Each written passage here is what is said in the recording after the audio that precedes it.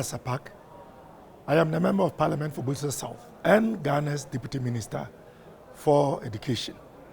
I would say that my presence at this conference, Innovation Africa 2025, has been very exciting, informative, and rewarding.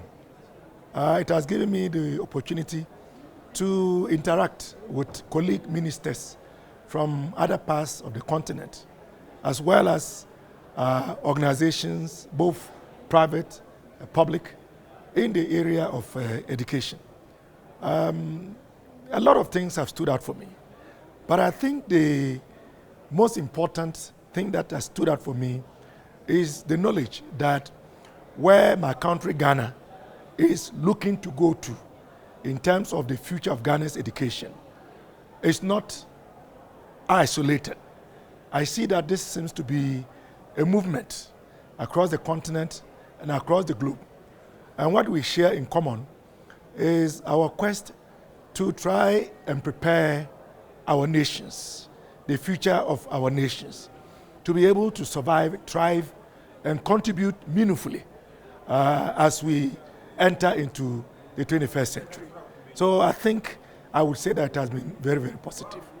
Well, quite frankly, this is my first exposure to a conference of this nature. And I've had a chance to listen to presentations, listen to panel discussions, and see how technology has advanced in various ways, particularly in the area of education. So for example, it is not just about e-learning and the use of digital tools and technology, but it is how there is an interface between all the various components in terms of the classroom, the structure of a modern classroom, the software and hardware, and how both the instructor or the educator and the learner, the administrator and the policymaker can all interface.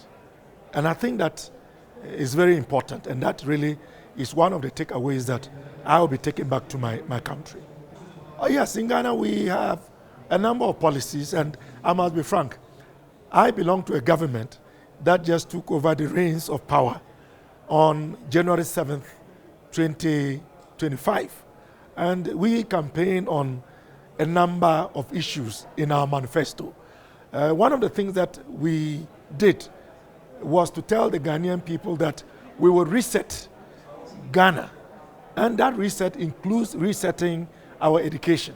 Because we believe that what the current situation is doesn't put us on the proper platform for us to be able to produce the type of manpower that we need, critical thinking, entrepreneurial, innovative, creative, that we require going into the 21st century. So we have just concluded a national education forum where we traveled across the length and breadth of the country, consulted with all stakeholders, and we will be unveiling the recommendations from that consultation.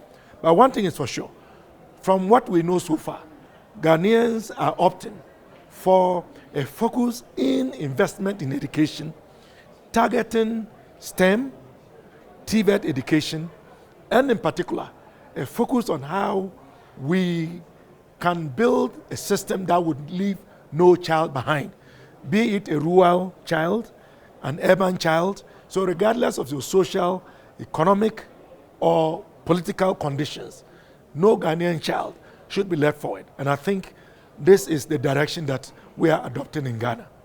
Well, it's my expectation that by 2035, 2035, yeah, 10 years from now. at least we would be able to congregate at a gathering of this nature, compare notes, but then those of us who are in the continent, who are taking ownership of our future, who are seeking your partnership to try and help us produce the type of labor force and to prepare our populations in our own context, within the context of our own value systems, our cultural practices, and our belief systems, we will be able to be at par ambitious, but we expect to be at par because we believe we are being left behind. And so as policymakers and as an educationist myself, who has had a chance to travel and study in other parts of the world, in Norway, in the US, in Canada, and now as a deputy minister, I am very ambitious, and I believe that we ought to leapfrog. We have to be able to catch up. And so I see that in the next 10 years, we should be at par, if not close. So that is what I am foreseeing. Yes, we do. Our manifesto had quite a good chunk of ink devoted to education. And in that context, we also had a lot of attention going to special needs education. I mean, we know that matters of disability are a component of the human existence. Whether you like it or not, some may be born with some genetic, disadvantages. Others may acquire them in the future. And although you and I are standing here speaking, you never know. Probably in the next hour, we could be bound to wheelchairs, knock on wood. So they need to always factor in what we can do to give equal opportunities to persons with disability, persons with special needs, has always been a very integral part of my party because we are social democrats. And so we talk about leveraging technology, for example, to ensure that persons with special needs, students with special needs, are able to take full advantage of the educational opportunities available to them. So we talk about voice activation software. And then we also talk about, this new age technology that would allow persons with visual impairments to be able to fully function and to participate in receiving educational instruction. So we are working on such projects as well. But of course, we would always need partners and need support to be able to move the agenda a lot more faster, given that we are a developing country because resources are scarce and the needs are many. So this is where partnerships and collaborations, both within government to government, government to industry, and government to donor institutions would come into play. That there is a lot of potential for Africa and African education to be able to meet the aspirations of the African people.